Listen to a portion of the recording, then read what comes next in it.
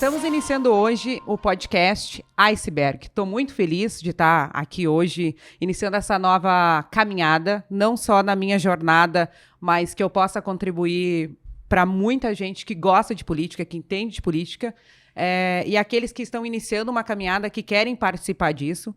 O podcast Iceberg, ele foi pensado nas pessoas que enxergam só a pontinha do que acontece em toda a trajetória de um político e de uma caminhada política, de uma campanha. E a gente quer mostrar, na realidade, tudo que está abaixo daquilo, toda a formação de campanha, toda a iniciação lá atrás de como tu procura um candidato a vereador, a prefeito, a deputado e até mesmo a governador, a senador, para concorrer, como são feitas as amarrações. E hoje eu me sinto mais feliz ainda desse início, da pessoa que eu consegui trazer para participar do podcast, que é Gustavo Paim, doutorado pela URGS, especialista, o cara mais cogitado da política hoje na parte jurídica. Todo mundo que faz campanha política hoje quer contratar o Paim. Não é puxa-saquismo, até porque o Paim tem... Acabei de falar nos bastidores, vou falar agora aqui para todo mundo ouvir. O Paim tem o carimbo que nenhum outro advogado tem. Reeleger o primeiro governador do estado do Rio Grande do Sul.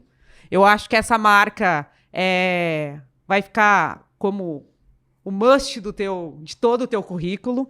O Paim, mais do que um profissional, depois ele sai e vai para frente da tela. Concorre a vice-prefeito no governo Marquesan. Posso falar, né? Posso falar que é Marquesan ou não? Pode. Não cortem essa parte. Que eu vou perguntar para vocês várias coisas que eu quero que tenham intuito para ficar mais legal. Do governo Marquesan, 2017 até 2020...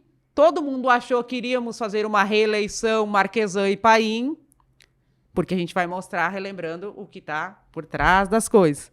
2020, Gustavo Paim concorre a prefeito de Porto Alegre pelo PP. E, a partir disso, ele se torna não mais só o bastidor, mas à frente da Câmara e requisitado. Hoje, pela manhã, acordo com a coluna anunciando a saída depois de 27 anos dos progressistas. Então, Paim está livre, leve e solto na pista dos partidos e deve estar recebendo um monte de carta já.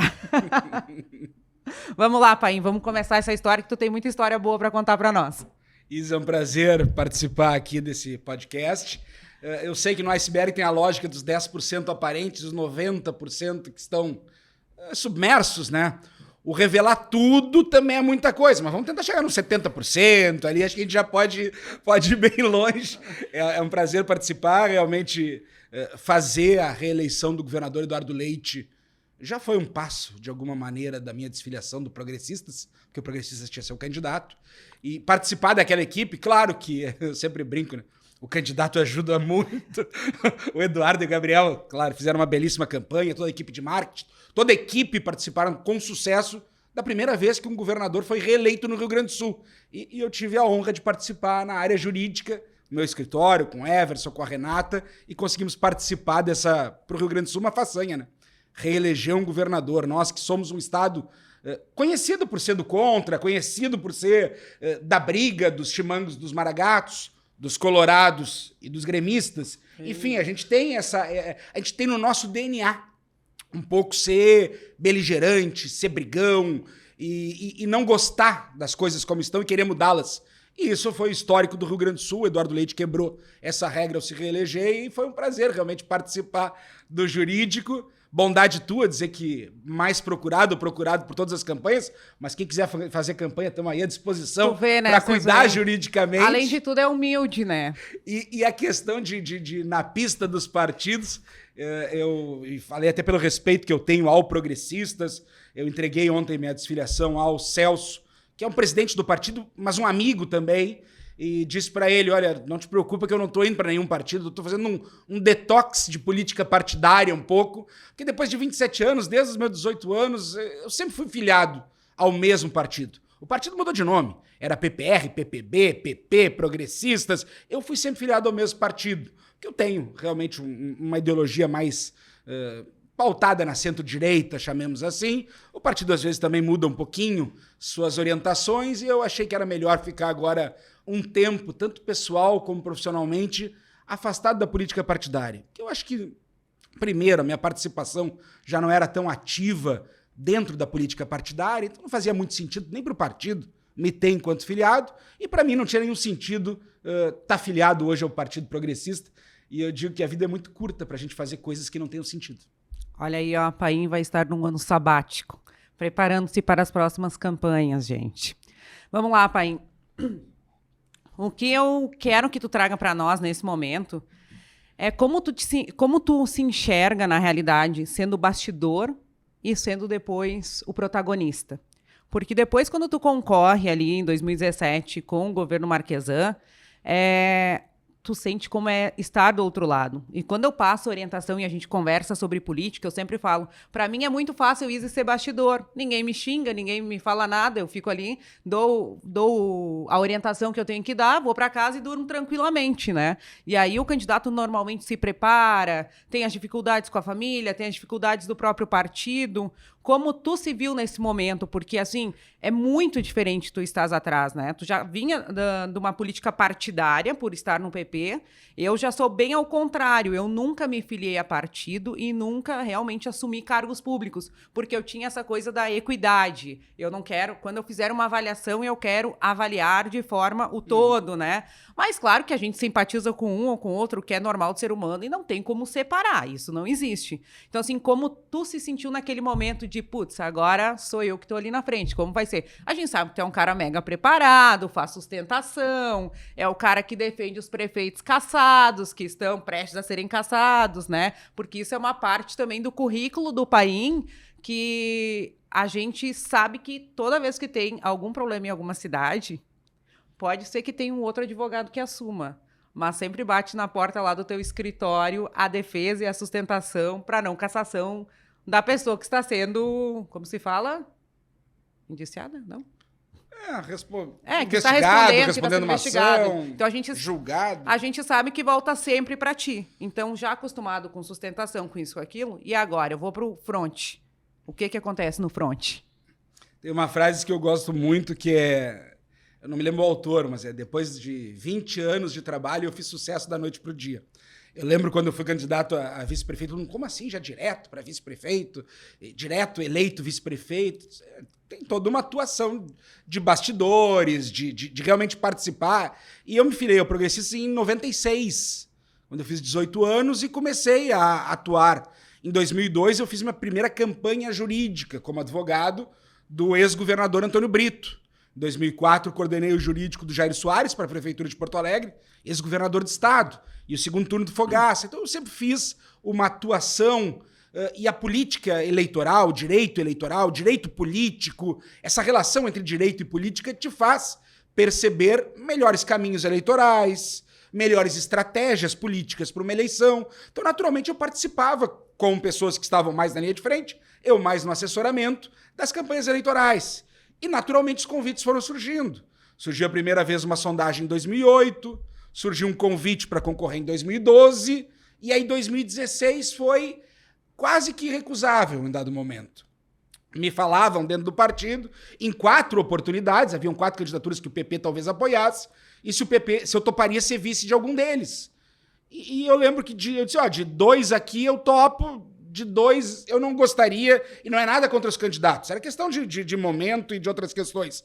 E aí foi caminhando e eventualmente surgiu um outro candidato, perguntava se eu toparia, eu topei, e a gente fez aquela campanha. Para mim é muito confortável isso, porque uma coisa é tu conhecer os bastidores, e outra coisa é tu conhecer o outro lado do balcão. Para mim a atividade como advogado é ótimo, porque quando eu vou falar com o Eduardo Leite, ou com a Ana Amélia, que foram os últimos que eu advoguei, o Gabriel, quando eles vêm com alguma dúvida, eu consigo me colocar no lugar deles. Que eu já tive ali no lado. Uma coisa é tu te preocupar com o problema dos outros. Outra coisa é tu te preocupar com o teu problema. É claro que quando é o teu problema, tu sente mais. É natural que tu sinta mais. O dos outros, muitas vezes, o cliente chega a olhar assim, tu tá falando que tem advogado, porque não é contigo. Eu sei como é ser contigo, eu sei como é sofrer desse lado. Então, esse ponto também é positivo. Eu me lembro que no segundo turno da campanha de 2020, Eu, na noite de domingo, foi Melo e Manuela pro segundo turno, né? Acho que não poderia ter dúvida nenhuma de quem eu e o meu partido apoiaríamos. E eu, na mesma noite, disse, olha, desde este momento, sou um soldado para a campanha do Melo no segundo turno, estou 100% à disposição. Até fui criticado por alguns membros do meu partido, dizendo, não, tem que esperar a posição do partido. Isso aqui não é barganha, isso aqui não tem dois caminhos para nós, só existe um. Para que a gente vai querer ganhar preço ou se valorizar por uma coisa que é tão óbvia? Acho que a gente tem que começar essa campanha neste momento. E eu entrei de cabeça na campanha do Melo, eu me lembro do assessor do Melo, quando a gente estava, éramos 3 ou 4 participando da preparação do Melo para os debates. E o assessor dele disse, eu queria que o Melo tivesse na resposta tua velocidade de raciocínio, tua resposta rápido. E eu ri com ele, né? E eu queria ter os votos do Melo. Cada um tem suas valências na política, enfim, na vida, né? Cada um tem suas características. Eu confesso que não me assusto com o debate, mesmo sabendo da exposição que tem, porque eu gosto de debate, eu gosto do enfrentamento, eu gosto de estar numa tribuna, eu gosto de estar no microfone, então eu não me assusto com o debate. Agora, claro, é muito mais fácil orientar, estando do outro lado, do que estar sofrendo a consequência de algo que tu falou, e é o teu nome que vai aparecer no outro dia no jornal, é o teu nome que vai estar na boca do povo ou na repercussão. Claro que tu sofre um pouco mais com isso. Por isso essa experiência também foi muito importante, de conhecer o outro lado do balcão para conseguir também orientar nos bastidores da melhor maneira possível. Com a internet hoje, né, a gente nota assim, que qualquer coisa já pode estar em minutos, o que tu falou, ela já se dissipa de uma forma muito rápida. E a narrativa é dada. E cada um constrói a narrativa, né, que quiser. E aí tu fica ali refém daquilo. Eu sempre falo, olha só, quem quer ser candidato, quer fazer uma preparação, cuide bem o que fala. Cuide bem o que faz. Que a cerveja da sexta-feira de tarde pode te tirar uma candidatura. Pode fazer os teus filhos ouvirem coisa no colégio. Na campanha de 2020... voltaram tweets meus de 2012 sobre dupla Grenal. Imagina. Sobre corneta saudável de futebol. Eu, desde que fui eleito vice-prefeito, eu estava em 2017, no dia da conquista da Libertadores pelo Grêmio, eu estava na arena o dia inteiro, acompanhando o Romildo, acompanhando o lixo, o recolhimento do lixo, a segurança, a logística de trânsito, porque aquilo era bom para Porto Alegre. Quando o Grêmio ganhou, eu combinei com a direção do Grêmio, o Marqueseiro é gremista, colorado. Eu combinei com a direção do Grêmio de passar o caminhão de bombeiros com os jogadores na frente do Paço para entregar a cidade, a chave de Porto Alegre para eles. É uma demonstração. É acima. A dupla Grenal é boa para Porto Alegre. Quando tu tá no interesse público, é acima a questão clubística. Tu nem pensa se tu é colorado, se tu é gremista. Mas, claro, quando tu é apenas alguém que tá numa rede social, numa brincadeira saudável com amigos de corneta, é óbvio que tu faz aquela piada. E foram buscar em 2012 cornetas minhas, e para fomentar, claro, grupos da torcida do Grêmio. Isso sempre tem um lado político, algum adversário, para fomentar os grupos mais radicais de torcida do Grêmio, para fazerem críticas a mim sobre questões antigas. Enfim, tem isso, é um problema. E hoje com as redes sociais, né, o print é eterno, né? O print é eterno. Tem que cuidar muito.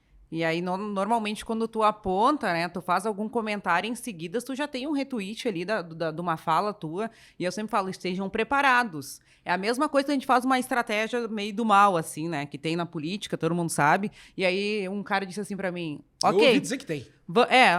Há boatos, há ruídos... O lado B, né? A banda B. Que tem um negocinho. E aí eu sempre falo, que um amigo meu falou pra mim, não esquece de política. Pode fazer, mas tu te prepara que o chumbo volta em dobro. Então, tipo assim, temos que estar preparados para atacar, mas também para defender. E tem aqueles que dizem que chumbo trocado não dói. Dói. Dói. Dói. O chumbo que tu dispara não dói, mas o que tu recebe vai doer. Isso faz parte. Faz parte da política. E outro ponto que eu quero chegar, Paim, já que tu é o especialista, né? E é sobre a questão toda realmente jurídica da campanha. O que acontece? Como tu falou, tu foi convidado em 2008 para participar, depois teve mais outras oportunidades. Eu sempre falo assim, quando a gente vai convidar alguém, eu já fiz muito isso, para participar, para ser candidato, tu chega na pessoa e convida ela. Ela não quer ser candidata, não é o interesse dela agora nesse momento, mas ela deita pensando que ela poderia ser e ela acorda candidata. E aí o mundo sumiu na frente dela, ela só vê que ela é candidata, ela já se enxerga, a pessoa já se enxerga entregando santinho, subindo no palanque, fazendo discurso, e toda a parte jurídica, burocrática, contábil, ela esquece, ela apaga. Sempre falo, a parte mais fácil de fazer numa campanha é convidar o cara para ser candidato. Porque tu chega lá, e muitas pessoas sabem disso, e diz assim, bah, fulano, tu tá indo bem nas pesquisas, né? A gente tem o teu nome aqui, tá saindo bem no bairro, o cara dorme com aquilo na cabeça, e ele acorda candidato. E todo o resto se apagou. Acorda eleito. Não, ele tá sentado. Eu já participei de campanha que o cara já fez, no outro dia ele já tava dizendo como que ele ia trabalhar, como ele ia gerir, quais eram Acorda eleito. Acorda eleito. E aí, tem todo o trâmite da história. Tem a divulgação das informações do cara, tem a parte toda burocrática do jurídico. E aí, como é que faz? Nós temos a próxima campanha agora, que vai ser municipal. Qual que é o primeiro passo? Vamos dar uma dica para os caras. O primeiro passo, se ele quer ser um candidato, se ele tem na ideia que ele quer ser candidato. Porque, assim, nada contra, tá? Mas você sabe que eu hablo mesmo. Tem muita gente que vem de curso e tá, como eu vou me tornar um vereador? Como eu vou me tornar um candidato? Caramba, tu não fez nenhuma campanha. Como tu vai se tornar? Cada um tem a sua realidade, cada um tem o seu ponto de vista, cada região. Não adianta eu querer fazer uma campanha em Bagé e pensar que eu vou fazer uma em Lajeado no Vale do Taquari. Do mesmo jeito, a mesma abordagem. Então, eu não consigo enxergar dessa forma a construção de uma campanha política. E, para mim, a campanha política ela sempre começa pelo jurídico. Então, qual que é a tua primeira dica para quem pensa em ser candidato na próxima agora, 2024? Primeiro, quando tava falando, eu tava lembrando de um goleiro do Inter que uma vez tomou um peru, um frango daqueles, e ele foi encaixar a bola e a bola passou embaixo do braço. E aí perguntaram pra ele, tá, mas como é que tu tomou esse gol? É que eu já tava pensando no lançamento que eu ia fazer, eu já tava pensando em quem eu ia jogar a bola. E esqueci de segurar. Então eu já pensei no movimento à frente antes de fazer o primeiro movimento. E às vezes a gente tem que tomar esse cuidado, porque a gente já dorme pensando se vai ser candidato, já acorda eleito. Calma. Primeiro, muita calma nessa hora. Segundo, eu acho que a disputa política ou o mundo político, ele não tem um nível tão elevado a ponto de alguém já se sentir excluído ou sem chances de galgar espaços. Eu brinco que ao longo do tempo, com tudo que tem acontecido, com investigações, com problemas, com erros jurídicos, talvez se elejam muitos por VO, por ausência de adversário, que os adversários vão ficando pelo caminho, com problemas, com inelegibilidades, com dificuldades jurídicas e políticas, com problemas de imagem. Então, a primeira questão é, tu pode criar ou deixar o produto mais bonito, mas a pessoa é o que ela é a sua essência. É verdade. Então, tu tem que primeiro saber se a tua essência, tu realmente gostaria de ver alguém com essa essência na política. Nem todo mundo tem a vocação política. E a política ela não deveria ser, eu estou buscando um emprego na política. Não. A política é uma missão, é uma vocação, é querer poder fazer bem comum, transformar a vida dos outros, é querer somar, é querer fazer algo diferente. Bom, tu tem essa vocação, tu acha que tem essa qualidade para isso? Primeiro ponto. Segundo ponto, esquece a lógica de que a eleição é em 2024. Hoje, desde 2016, quando se reduziu o período eleitoral para 45 a 50 dias, vai de 16 de agosto até o primeiro domingo de outubro, as pessoas acham que a campanha é muito curta, 45 dias, 50 dias, como é que eu vou me tornar uma pessoa conhecida? É que a campanha não começa lá. Não por outra razão, a lei das eleições, no artigo 36A, traz um monte de atipicidades, o que não é considerado propaganda eleitoral e que, portanto, pode. Então, tu pode te manifestar nas tuas redes sociais, mostrar a tua opinião, buscar engajamento, ver se as tuas ideias são compatíveis com o sentimento das pessoas e o principal, profissionalizar. A política hoje não é para amador. Então, conheça alguém de comunicação, conheça alguém de ciência política, conheça alguém que entenda de direito eleitoral, conheça alguém que possa te orientar profissionalmente. Porque se acham que as pessoas se elegem, não, mas aquele sujeito se elegeu, foi amador, tem estratégia até no amadorismo. Porque a gente sabe que a política, eu não gosto do que está aí, há muita corrupção, há muita sacanagem, tem que mudar todo mundo que está aí, tem que renovar. Então muita gente sabe que a renovação, o outsider, o cara que é fora do mundo político, muitas vezes tem um apelo. E até nisso, mas esse aí é um cara de fora, esse é uma pessoa que não tem vinculação política.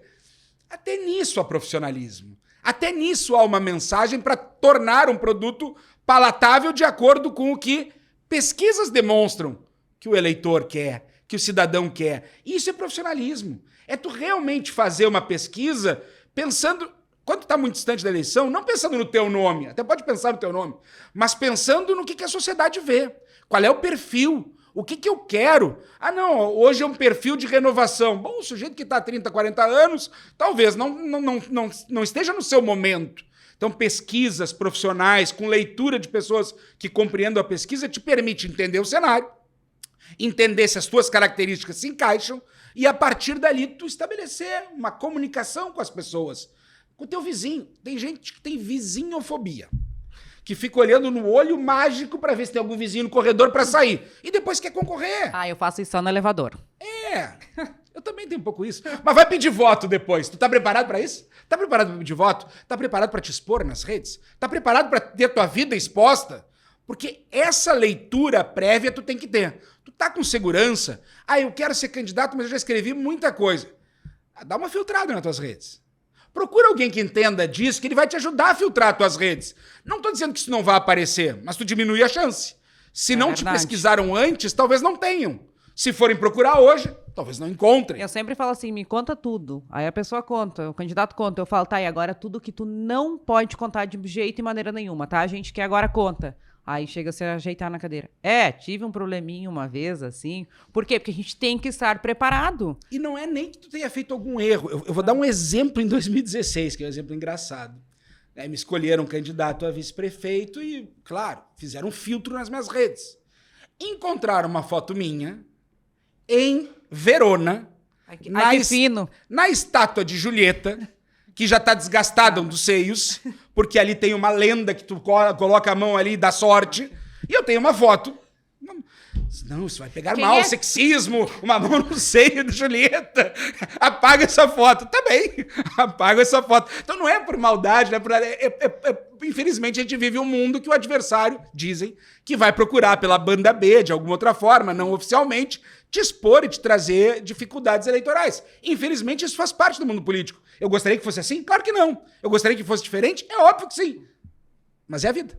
É a vida como ela é. Sim, como é que tu não ia pôr a mão, né? Vai, só tu, cara. Vai que desse sorte, né? Não, e aí tu ficasse um ano inteiro, tu ia ficar pensando, putz, eu não botei a mão naquele seio. Era uma coisinha, né?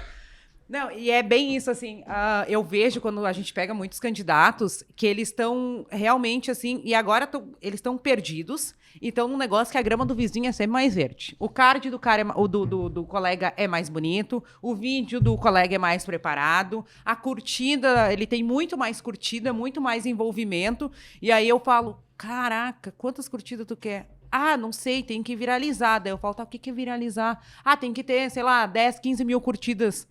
Aí eu falo, beleza, 10, 15 mil curtidas. A cidade tem 5 mil habitantes. Aí o cara concorre para vereador e faz 120 votos, mas ele tem 5 mil curtidas. Adiantou? Não adianta de nada. Eu sempre falo, eleição é arroz e feijão. Independente se seja em Porto Alegre aí com 1 milhão de habitantes ou seja uma cidade do interior com 2 mil. Esse básico funciona para todo mundo. O que é o básico? Levanta de manhã, faz 10 agendas no dia. Levanta de manhã, visita, pede voto pro parente. Por quê? Porque tem muita gente que acha que é garantido, né? Tem muita gente que acha, não, os da minha família vão votar e tá tudo certo. E não é assim.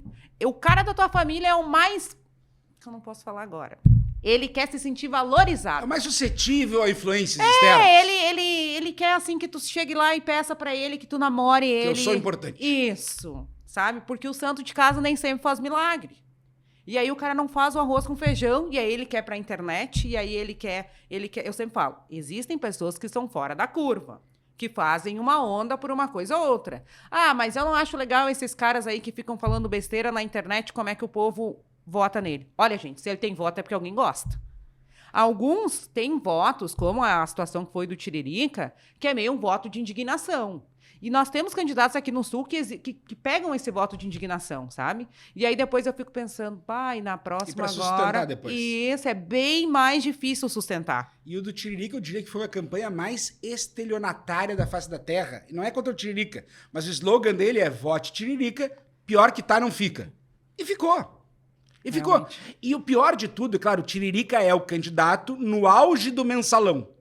No auge do mensalão. Então é um voto contra os mensaleiros. Contra os corruptos, contra o dinheiro na cueca, contra o escândalo de corrupção, naquela época o maior, antes da Lava Jato, o maior envolvendo o governo federal. E o Tiririca concorreu pelo PL, coligado com o PT. O sujeito votava contra, eu vou dar nome aos bois, porque aqui a gente está nos 90%, contra o tesoureiro do PT, o José Genuíno. O irmão dele era um dos dólares na cueca, o José Genuíno era o tesoureiro do PT. Os caras simplesmente queriam votar contra o José Genuíno. Voto Tiririca, pior que tá, não fica. Naquela eleição tinha coligação na proporcional. Tiririca fez 1,5 milhão de votos e os votos de Tiririca elegeram como último da coligação o José Genuíno. O sujeito votou contra o José Genuíno e elegeu o José Genuíno. Como é que tu explica pro cidadão isso? Como é que tu explica que eu fiz um voto de protesto contra o sujeito, mas esse meu voto contra ele foi o voto que elegeu esse sujeito para deputado federal? E ali foi uma campanha estelionatária, porque voto Tiririca, pior que tá, não fica. O Ulisses Guimarães dizia, tu não tá satisfeito com o legislativo que tu tem hoje? Espera o próximo. Ele tende a ser pior. Porque, infelizmente, primeiro, a qualidade política, a gente perdeu muitos líderes, né? Políticos que nós não vemos mais hoje. E segundo, a natureza humana tem um pouco aquele filme do Woody Allen, Meia-Noite em Paris, né? Sempre o passado é mais saudoso. É sempre mais bonito, né? Eu sempre falo, quem participa de campanha, os 45 dias ali são um inferno, realmente um inferno. Tu não dorme, tu acorda, tu come mal, tu tem problema para resolver, e aí passa a primeira semana, tu fica desnorteado, porque tu sente saudade. Eu sempre digo lá pra equipe, né? Vocês vão sentir saudade disso aqui, porque não, porque tá ruim, porque tem choro, porque tem vela. Vocês vão sentir saudade. Tem que trabalhar 45 dias ali intensos, claro, como tu falou, começa bem antes, estruturação, amarração, vamos ver a janela, vamos ver quem é que tá indo melhor, né, pra gente dar uma sentar. Eu sempre falo assim, o diálogo pra mim é a base de tudo na política. Antigamente era assim, ó, Arena e MDB, né? Uhum. Era nunca se juntar, nunca conversar, era aquela coisa, ainda mais em municípios muito pequenos, né? Tinha aquela coisa assim. Depois já começa a ver, não, olha só, uma boa conversa pode nos trazer aí uma melhora para o município, né? Alguma coisa. Então, eu sempre falo, para mim, a militância, ela é esculhamba. E os líderes dialogam.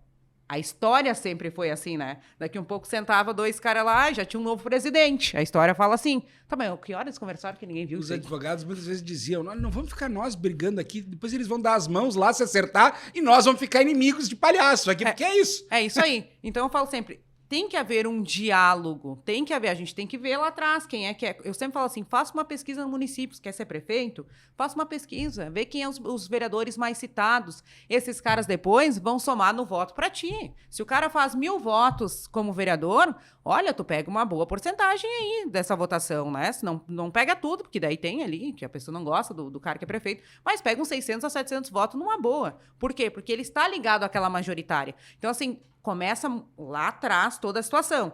E aí as pessoas, elas parece que elas, não sei se elas não... É aquilo que a gente fala, não tem talvez o conhecimento, a base daquilo. Eu quero ser candidata, eu vou ser candidata assim, eu vou bater no fulano agora, eu não vou falar nada, eu não vou dialogar porque eu não vou mudar o meu voto. Aí começa depois o jogo das cadeiras. Começa o jogo das cadeiras porque tem que ter cargo, tem que indicar ali, tem que indicar aqui.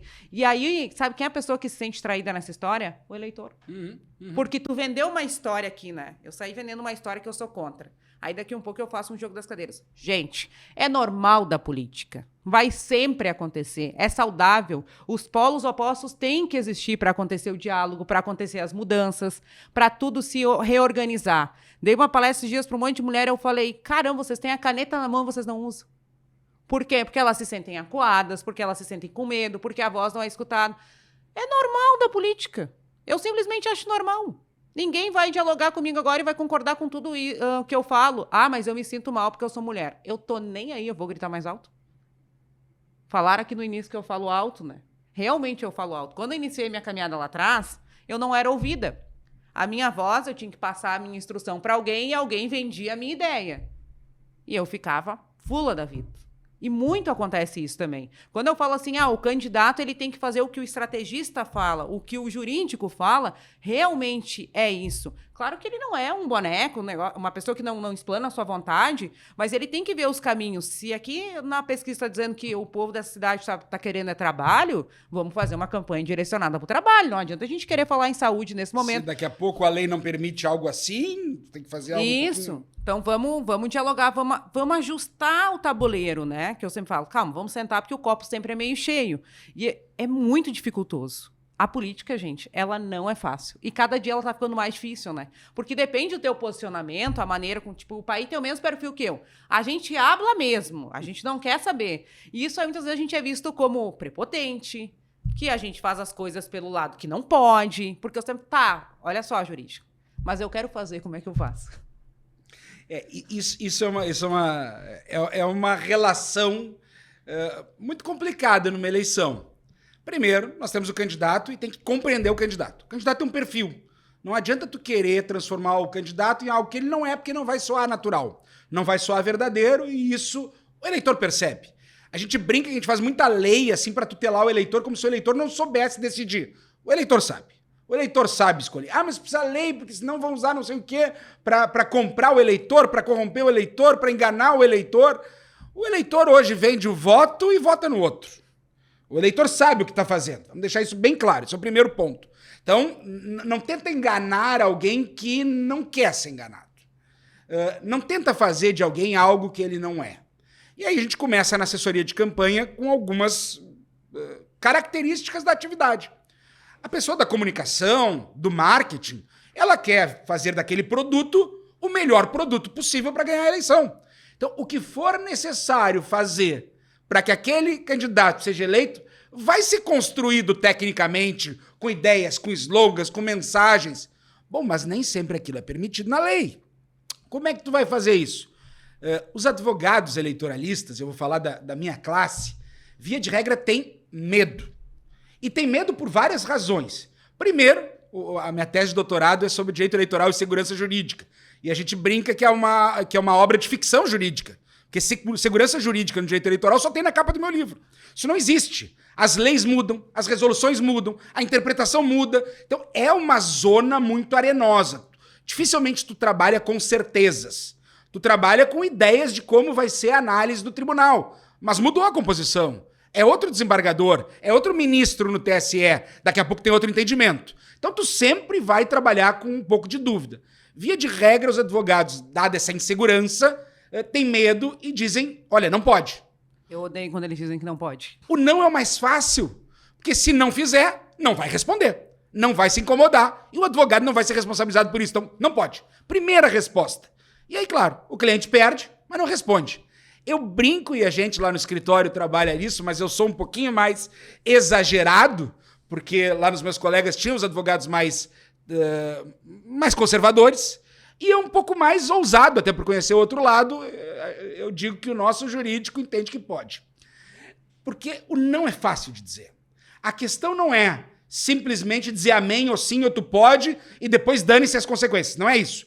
Mas tu quer fazer isso? Vamos construir. Como é que dá para fazer? Posso mudar essa palavra por outra? Porque essa palavra aqui vai dar direito de resposta. O adversário vai ocupar teu tempo para falar contra ti. Tu quer isso? Posso mudar essa palavra? Essa palavra eu consigo fazer defesa. Essa palavra eu consigo justificar o sentido dela.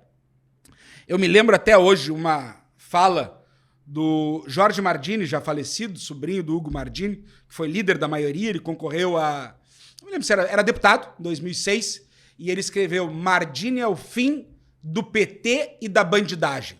Mardini é o fim do MST e dos desocupados.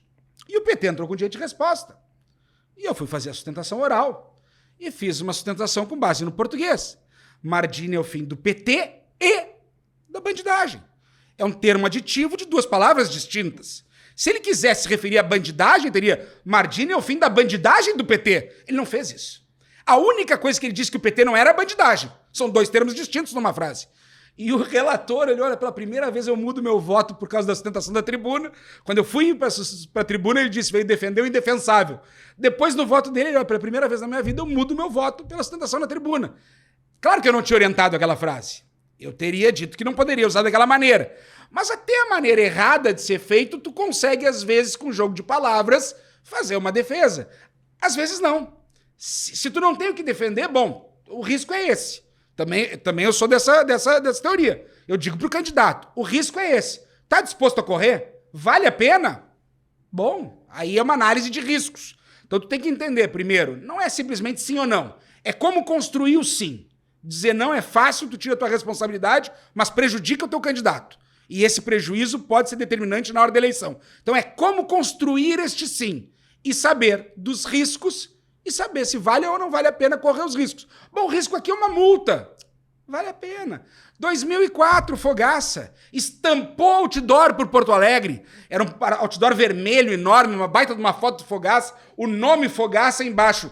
Amigos e canções em breve nas livrarias, nas discotecas do gênero, sei lá, nas lojas de discos do gênero. Era o lançamento de um disco do Fogaça compositor. Mas era só a imagem dele, o nome dele, uma propaganda eleitoral escrachada. O que deu aquilo? 20 mil reais de multa. Vale a pena ou não espalhar outdoor por Porto Alegre, na época que ainda tinha outdoor como uma propaganda lícita, mas num período ilícito, que era antes do período eleitoral? Vale ou não vale a pena esse risco, dada a consequência que vai ter? Certamente foi pesado e entendido que sim. Olha, isso pode gerar cassação. Opa! Aí é um outro nível de discussão. Eu posso responder uma ação que pode cassar meu mandato. Opa, eu já penso diferente. O risco é uma multa. Vale ou não vale a pena? Se valer a pena, vamos organizar a melhor maneira de fazer a defesa, vamos testar os limites da lei, porque a gente repete, não é algo estanque, depende da interpretação, e vamos saber que a gente corre um risco de, eventualmente, ser entendido como uma propaganda antecipada, ser entendido como uma propaganda ilícita nas redes sociais, ser entendido como alguma maneira que vai te trazer uma consequência, mas que está dentro daquilo que tu entende como aceitável. Eu sempre falo, quando a gente está em campanhas, assim, tá, mas olha só, se não pode fazer isso, de que maneira que a gente pode fazer, né? E aí todo mundo já olha assim, quem está fazendo aí o marketing, o processo, já quer derrubar o candidato. Eu falo, não. Tem duas coisas que derrubam o candidato que eu tenho certeza. A contabilidade, quando não fecha, e a própria boca do candidato. Se fala muita besteira, se não está no seu momento certo, porque pode acontecer. Eu já participei de campanhas em debates que o candidato já tinha concorrido várias vezes, já tinha sido prefeito da cidade, e aí a gente foi para treinar o candidato, e era um senhor de 80 e poucos anos, né, iniciou o município, e eles perguntaram, o que tu treinou com ele? Eu não treinei absolutamente nada. Mas por que não? Tu não foi lá para treinar? Eu não, ele fala o que ele quiser, ele já foi prefeito. O cara já tem toda a história dele. Vocês querem que eu fale o quê para ele? Ele vai ter que se defender do jeito que dá. E quando ele sobe lá para fazer a apresentação dele, ele fala, nós somos a renovação do município. 80 anos e 2 mandatos, né? Aí a galera que trabalha comigo já mandou assim, nossa, parabéns, tu tá te puxando, cada dia tu tá melhor, né? Mas, gente, cada candidato é de uma maneira. Eu não posso mudar a pessoa, não tem como eu mudar a pessoa. Eu posso, me dar uma melhoradinha aqui, faz isso aqui. Vamos pegar. Quando tu foi vice-prefeito do Marquesan, o Marquesan tem um gênio que é difícil, falam por aí, não sou eu que estou falando. Ele tem um gênio que é bem difícil de se entender. Ele fala muita coisa e, às vezes, coisas que talvez não é tão legal, mas cada um tem os que gostam e os que não gostam. É tudo um copo, né, meio cheio. Como tu se sentiu? Como tu viu isso? Até porque aí a gente sabe que teve uma quebra aí no meio, tanto que depois tu concorre, né, a prefeito, em vez de fazer a reeleição, concorre a prefeito de fora. Como tu se sentiu nessa quebra com o Marquesan? Porque vocês iniciaram um projeto juntos, mas, como tu mesmo disse, tu não vai alterar a pessoa, tu pode ajustar alguma coisa, mas alterar não. Tu achou que tu poderia alterar algumas coisas no governo Marquesan? Que tu ia ter esse poder como vice? Porque, assim, o que rola no bastidor, em prefeituras, o vice não manda nada. Nós estamos mostrando, lembrando, né, só a parte de baixo do que acontece. Então, assim, é o que rola. O vice não manda nada. Talvez a pergunta mais difícil, mas vamos lá. Primeiro, quando tu fala da questão da novidade do sujeito que está há tantos anos na política, um candidato à reeleição nunca vai ser novidade, né? Mas a gente soube trabalhar na campanha do Eduardo, a equipe de comunicação e de marketing, que novidade no Rio Grande do Sul era reeleger um governador. Sim. Então, era um candidato à reeleição, mas a novidade era reeleger um governador. Tu realmente vê um projeto que tem um caminho e dá uma chance de continuidade. E é uma novidade. E essa relação ela é importante sempre de se compreender. Jurídico, redes sociais, comunicação, conseguir organizar. Essa campanha do Eduardo, para mim, é um grande exemplo, que tanto a equipe de comunicação, comandada pelo Fábio, como das redes, comandada pelo Rafa Bandeira, a gente tinha uma relação muito boa, muito franca, muito aberta, de, olha, eu preciso fazer isso.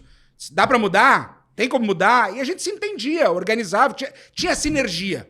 O candidato tinha sua opinião muito forte, muito clara, sabia se comunicar e se posiciona bem, e a gente construía e conseguia chegar na sintonia fina para ter menos erros, para fazer uma campanha. Então, eu falo isso porque eu digo, a gente tem um stickerzinho que a gente usa. O nosso jurídico entende que pode. Mas não é um entende que pode irresponsável. A gente não teve uma condenação na campanha do Eduardo. Zero. Os adversários sofreram bastante. Nós entramos com direito de resposta na televisão, nas redes sociais, na campanha do governo, na campanha do Senado e aplicamos muitas multas.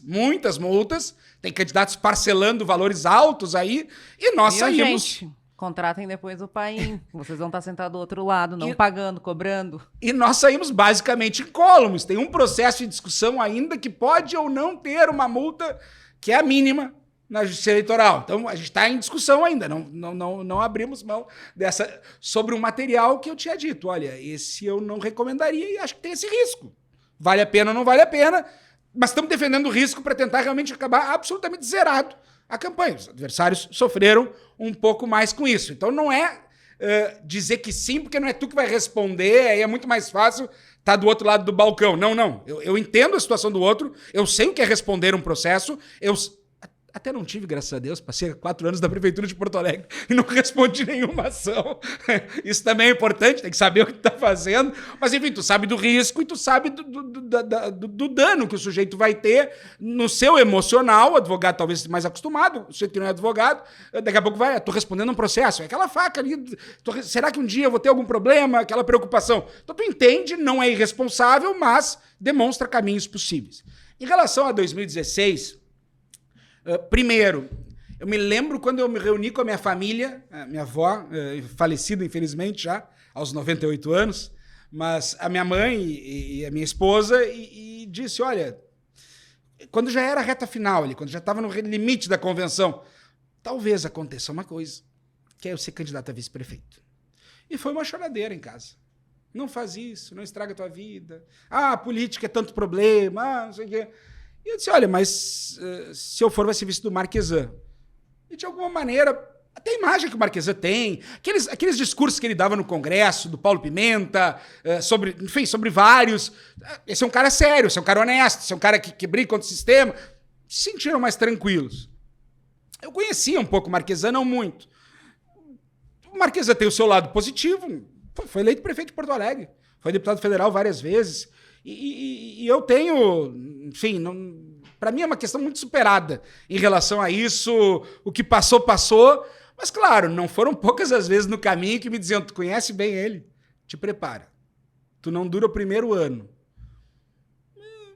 Eu sou um sujeito resiliente.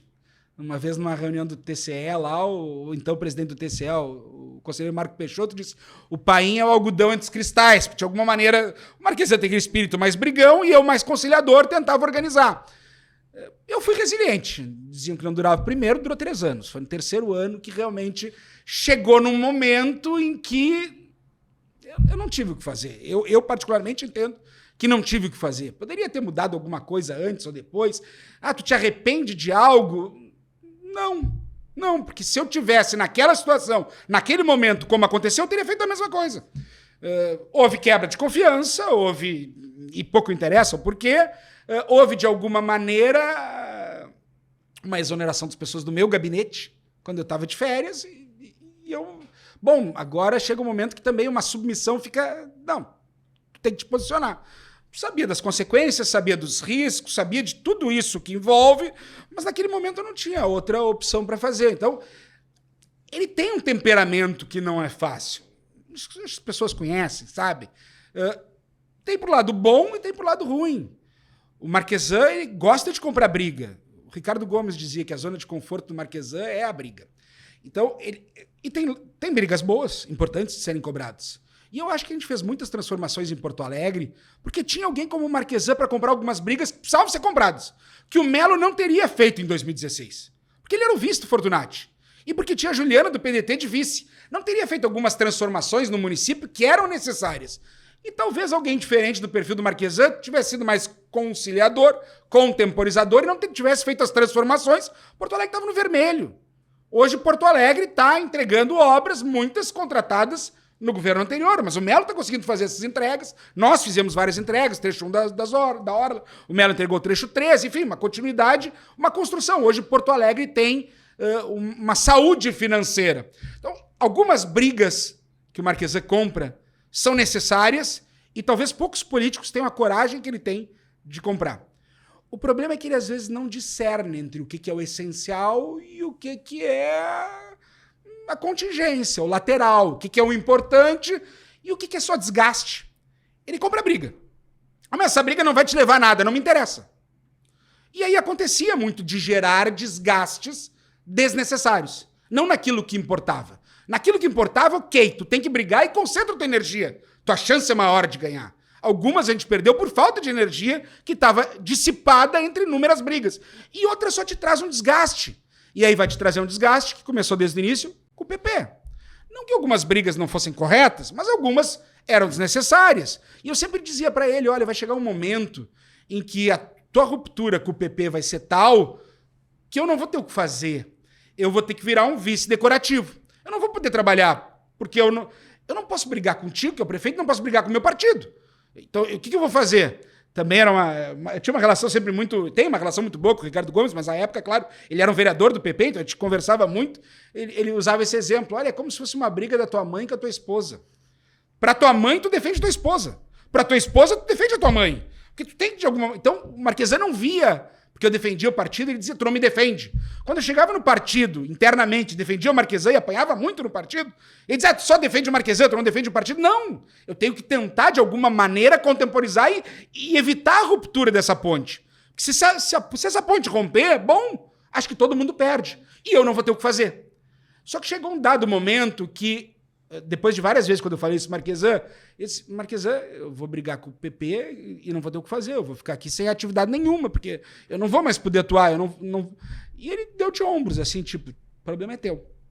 Ali para mim ficou claro um momento que já não tinha mais aquela empatia ou aquele cuidado recíproco de equipe, de time, enfim. Foi um caminho, eu repito, se eu tivesse naquele momento, hoje, eu não conseguiria tomar uma decisão diferente da que eu tomei, então eu não me arrependo da decisão. Eu acho que poderia ter sido muito diferente. Eu acho que poderia ter sido um projeto que teria ido muito mais longe, com umas pequenas correções de uma energia desnecessária, que eu vou dar um exemplo para todos aqui. As casinhas de cachorro do Jardim Sabará. Pra que brigar com as casinhas de cachorro do Jardim Sabará? Que a comunidade queria que ficassem ali. Ah, não, mas não é certo ter uma casinha de cachorro ali. Teve uma briga nacional, sabe? Virou um vilão nacional da causa animal por uma energia que é desnecessária. Porque se tu vai querer comprar aquelas grandes brigas, tu precisa ter o apoio popular. Tu precisa ter a turma do teu lado. Tu precisa ter o respaldo de, não, ele tá comprando a briga porque aquilo é importante, porque aquilo é sério, porque aquilo é transformador, porque aquilo não é certo. Não é com os cachorrinhos do Jardim Sabará. Não é isso. Então, esse desgaste, eu acho... Mas aí também é um aprendizado. Ali foram alguns erros que ocorreram ao longo da trajetória e que geraram consequências eleitorais que poderiam ter sido diferentes. Eu não tenho dúvida que todos aprenderam. Então, era o que eu falava nessa minha conversa familiar com as mulheres da minha família sobre concorrer e o desespero para não concorrer. Eu disse, olha, eu só perco se eu tiver a minha imagem, que é a minha reputação, que é a minha vida, enfim, eu defendo políticos que respondem improbidade ou ações eleitorais. Quer dizer, se tu tem uma condenação nisso, bom, que moral que tu tem para defender alguém? Então, bom, eu só perco se eu tiver a minha imagem arranhada.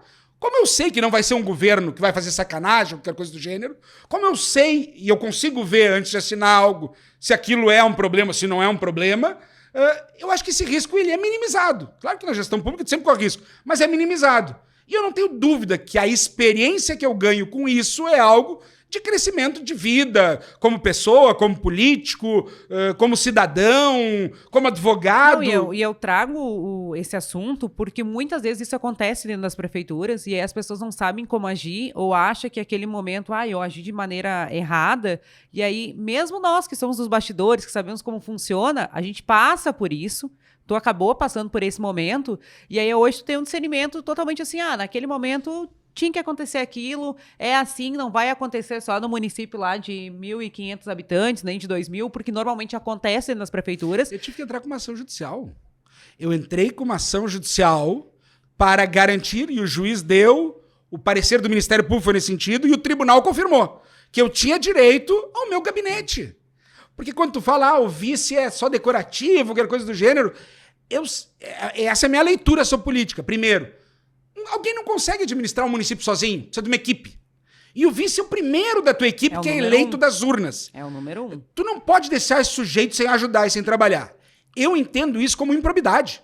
Ele recebe um subsídio e não faz nada. Isso é improbidade. Tem um dinheiro público que vai para ele e ele não trabalha pelo município. Isso é improbidade. O vice tem que ter atividade, tem que trabalhar, tem que ajudar, porque é necessário. É o prefeito, é o vice, é a equipe de secretários, é todo o conjunto que, se não tiver unido, não vai conseguir enfrentar os problemas. Unido tem dificuldade. Se não tiver todo mundo trabalhando, não vai dar certo. Então o vice tem que participar. E isso foi o que eu defendi. Como assim? Ah, não, mas eu sou prefeito e tu não tem mais nenhuma função administrativa. Não, peraí. Eu fui eleito. Eu fiz parte da chapa. Os eleitores votaram também em mim. Eu tô minha fotinho na urna eletrônica quando colocaram. Fotinho. Eu tenho minha responsabilidade. Eu tenho meus deveres. Eu vou sim trabalhar. Eu vou sim atender a comunidade, que é o que eu sempre fiz. Eu vou sim no orçamento participativo, que eu sempre fiz. Eu vou sim entender as necessidades dos munícipes e trabalhar em relação a isso, tu querendo ou não querendo. E tive que entrar com uma ação judicial. E o judiciário disse, não, no gabinete do vice-prefeito, quem manda é o vice-prefeito.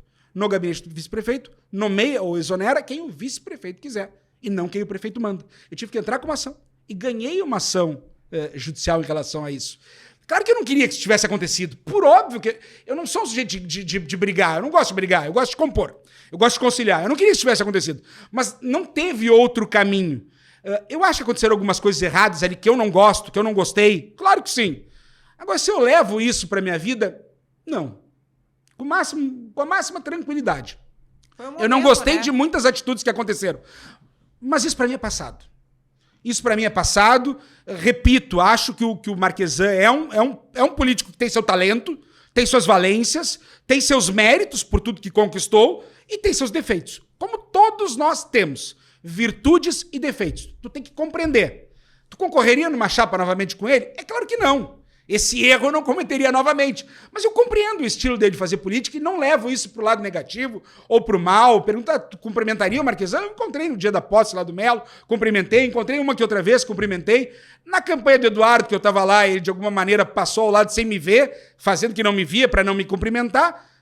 Eu não vou ter problema nenhum de cumprimentar. Não tenho problema com isso. E não levo isso como algo... É uma pessoa que eu não gosto. Não. É passado, superado. O Marquesan tem um trato difícil com as pessoas, mas ele tem algumas virtudes que não digo que justificam, mas que atenuam. O problema, às vezes, tu vê pessoas do entorno, porque o exemplo também do líder é esse, né?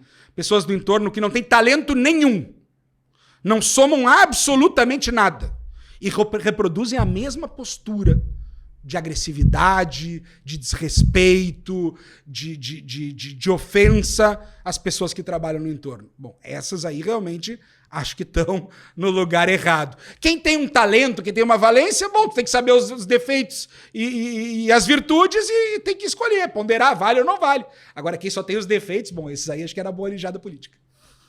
Eu gosto do pai porque ele fala mesmo, olha só. Esse ponto veio agora porque na época eram PSDB e PP. E era coligados. Hoje não tem mais essa coligação. E aí todo mundo agora me pergunta sobre federação, como funciona. Eu faço aquele discurso assim, 2 partidos se unem, aquela coisa toda. Mas juridicamente para as pessoas entenderem como é que funciona. Porque lá nos municípios eles não entendem. Por quê? A federação ela é acertada lá em cima. E aí os municípios a gente sabe que tem municípios que os partidos não se conversam há anos, talvez nunca na história do município se conversaram. E nesse momento na federação eles são obrigados a se unirem, porque o comando vem de cima. Como que tu explica isso para eles entenderem? Olha só, a partir desse momento, qual que é o tempo da federação, como funciona. Então, quem manda nessa federação, na realidade? Porque são vários partidos, normalmente partidos fortes. Vem aí uma história de PP e União Brasil. Desmanchada ontem. Olha aí, viu? O Painha sempre tem a informação, né? Correta, segura. Os interesses não foram compatibilizados. O que isso significa é um outro problema. Mas os interesses, como diria Brizola, não foram compatibilizados a ponto de permitir essa federação. Mas, assim, vários outros partidos falam em federação, né? Acho que o Cidadania também estava falando. PSDB e Cidadania são uma federação. Isso. E aí, como é que funciona no município? Porque tem município que não acontece o diálogo, não acontece a conversa, né? Eu conheço município que o Cidadania e o PSDB realmente não se conversam. E aí, faz o quê? Pode ser Cachoeirinha, por exemplo. Mas a gente pode ter alguns exemplos A federação é um instituto novo no Brasil. No Brasil. A gente tem um vizinho aqui do lado que pode porque de direito a gente não cria as coisas, elas são repetidas. Que é o Uruguai, que historicamente, há muito tempo, tem a Frente Ampla do Mujica, toda a turma mais à esquerda no Uruguai, que fez uma federação de partidos há décadas. E uma federação bem estável. Então, olha, vamos entender um pouquinho de federação? Olhamos aqui para o lado, não precisamos nem muito longe, olhamos aqui para o lado. No Brasil, um instituto recente, novo. Primeira eleição foi agora, em 22. A resolução que disciplina é de 21. Tá, o que pode se assemelhar? Não é a mesma coisa, mas o que pode se assemelhar? A época que nós tínhamos coligações nas eleições proporcionais, de alguma maneira, hoje coligação para vereador, para deputado estadual, deputado federal, não é mais permitido. Isso foi uma certa resposta que os partidos pequenos muitas vezes elegiam a partir da coligação. A partir da soma de votos do maior, conseguia eleger aquele menor. Às vezes é o único dono daquele partido menor que, para ter o seu mandato, precisa dos votos do outro partido e fazia uma coligação. Então, o mais próximo da coligação. Não são a mesma coisa, são diferentes. A gente brinca que coligação é um namoro. A federação já é uma união estável.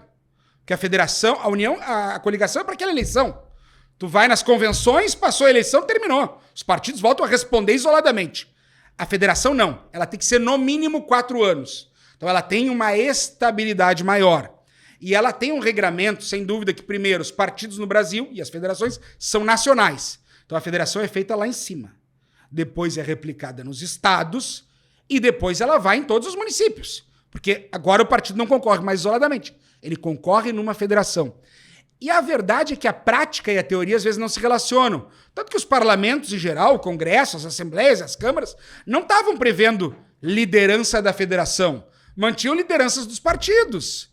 E aí, claro, tu tira 2 partidos ou 3 e transforma em uma liderança, de repente seja diminuição de cargos. Então, às vezes, tem até uma vista grossa ali. Não, veja bem, isso não altera. Deveria alterar, porque a atuação da federação é unificada dentro do parlamento. Deveria ser. Então, tem uma série de coisas que ainda não saiu do papel, que ainda está um pouquinho para inglês ver, mas está avançando. E as federações municipais têm que se submeter às federações nacionais. A federação ela tem um lado positivo que permite, de alguma maneira, a diminuição dos partidos. A gente chegou a ter 35 partidos, tinha 33 partidos, agora tinha 31 partidos. Com a questão das cláusulas de desempenho, vários não atingiram. A gente tem 14, 15 partidos que atingiram a cláusula de desempenho. Esses que não atingiram vão desaparecendo ou vão formando federações. Então, a gente advogou na eleição de 22 para a Federação PSDB e Cidadania. E numa coligação, na majoritária, para o governo e para o Senado, com outros partidos. Mas sempre o partido do governador era a Federação PSDB, Cidadania. E tem um lado positivo, diminui os partidos, acho que permite uma menor fragmentação dos parlamentos, mas tem um lado negativo aí muito claro, que é um certo centralismo e um certo determinismo nacional, que o presidente nacional depende, claro, dos estatutos das federações dos estados, mas como regra ele vai constituir as federações nos estados. E a federação do estado, pode ser 7 membros, 11 membros, vai decidir pelos partidos federados os caminhos políticos. Não vai ter o recurso, porque o fundo é dos partidos, mas vai ter decisão política sobre a eleição, sobre o caminho, sobre coligação, sobre quem é o candidato, o poder político está com elas. E nos municípios também. Só que se a gente tiver um município em que, porventura, ficticiamente, o PSDB e a Cidadania não se entendam, como eu advogo muito para o PSDB e Cidadania, vamos fazer assim, que o PT, o PV e a Rede, não, PSOL e Rede, PT e PV e PCdoB. PT, PV e PCdoB não se entendam em um determinado município na sua federação, Federação Brasil da Esperança. E aí, bom, decidiram por ter o candidato do PT, mas tinha o candidato do PV que queria ser, e decidiram pelo candidato do PT. Essa decisão é submetida à Federação Estadual. Tem um tomador de decisão, então. E a Federação Estadual pode dizer não, o que vocês decidiram está errado, o candidato é o outro. E isso pode ser submetido, eu falo na Federação Estadual porque isso vai acontecer muito. Com 497 municípios do estado do Rio Grande do Sul, as federações vão ter uma intervenção. O município, a ponto de ter relevância para a Federação Nacional se envolver, eu acho pouco provável. Talvez uma Porto Alegre da vida, talvez grandes municípios possam ter, mas é pouco provável. Mais provável é que isso fique no âmbito das federações estaduais, mas também pode submeter a decisão ao âmbito das federações nacionais. Então você tem uma centralização política que eu não acho o melhor caminho, pensando em termos de democracia e de uma boa política. Para quem é o gestor, é uma maravilha. Tu pega um grupo de WhatsApp com 7 pessoas e toma as decisões no WhatsApp. Tu não precisa fazer aquela grande convenção com centenas de pessoas. É no canetaço, então. A decisão é no canetaço. Vamos pensar, a convenção do PSDB que escolheu o Eduardo Leite candidato a governador. Foi uma convenção festiva, festa, rigs lotada, cheio de gente, cidadania fez a sua convenção. Mas aquele evento lá, qual é o valor jurídico dele? Na verdade, quem vai decidir a candidatura do Eduardo é a Federação PSDB Cidadania. O valor jurídico foi de 7 a 11 membros que se reuniram numa sala e decidiram que o candidato era o Eduardo Leite. E se tivesse decidido o contrário, bom, valeria a decisão da federação. Então, claro que aquilo valeu, aquilo é um ato festivo, aquilo é uma demonstração pública, claro, ali não havia essa distinção. Um rito de passagem, a partir daqui... Mas a decisão seria da federação. Isso pode ser muito perigoso. Eu acho que pode ser muito perigoso. Eu não simpatizo com esse centralismo político. Agora, se eu sou o presidente da federação, se eu sou o órgão que comanda ali, para administrar os conflitos dos municípios, é a coisa mais fácil da face da terra. É no canetaço. É numa decisão de poucas pessoas, é uma decisão de cúpula. Aí os municípios vão ter que ver a articulação, porque agora nós já estamos conversando e há vários municípios que a conversa era PP União Brasil se tornar uma máquina na realidade, né? Em termos de deputados federais, essa é a maior de tempo de rádio e televisão. Isso aí é a maior de tempo rádio e televisão. E de dinheiro. E de grana, né? Porque o maior fundo eleitoral já era do União Brasil, e aí juntando agora com o PP, então ia estourar. Agora foi do PL, que foi o mais votado, com o PT em segundo, mas União Brasil e PP são enormes. Tem um fundo enorme e tem um tempo enorme isoladamente. Tem condições de isoladamente ter um candidato sem coligação, com tempo de TV e com dinheiro. Federados, nossa... provavelmente, sem qualquer outra coligação, seja maior tempo de rádio e televisão e de recurso em qualquer campanha. Então, seria uma máquina. Deu problemas de conflitos de interesses regionais. Esse é o problema. Aqui no Rio Grande do Sul não veria talvez tanto problema. Acho que o PP é um partido maior em termos de municípios, de prefeituras. Sim, é o maior partido do estado. União Brasil não é tão grande. Então, de alguma maneira, acho que se entenderiam. Mas em outros estados, não. Tu pega a Bahia, o grande líder do União Brasil é a ACM Neto. O PP da Bahia faz parte do governo do PT do Jerônimo. Ali é inconciliável. Então é uma briga inconciliável. Então esse é o problema, as dificuldades regionais. Um problema que pode se avizinhar é o que se discute muito em Brasília, a possibilidade do MDB e até o Podemos ingressarem nessa federação com o PSDB e Cidadania. Então ter MDB e PSDB federados. Hoje o MDB é muito maior que o PSDB, o PSDB diminuiu nacionalmente, mas o PSDB tem uma representatividade muito grande. É um partido com muitas lideranças. No Rio Grande do Sul tem, por exemplo, o governador.